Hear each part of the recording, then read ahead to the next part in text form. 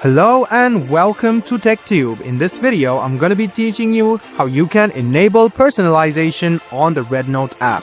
So let's go ahead and start the video without wasting any more time. Go ahead and open the REDnote app on your phone. Then click on the three lines on the top left hand side of your screen. Go over and click on settings on the bottom left, and then you can find privacy settings. Tap on privacy settings, scroll a bit down, and you can see the options of this personalization. So you can see under more there are personalization options. Go ahead and tap on it and you can easily enable the personalization. So after closing, your preferences will not be used for recommendation. So all of your preferences are not being used for recommendation right now, but if you want to enable personalization, just go ahead and enable this video.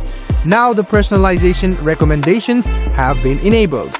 You will get more personalized videos according to the videos or content you watch. I hope this video was helpful for you. Like the video, subscribe to the channel, and do hit the bell button for more. Hope to see you in the next video as well.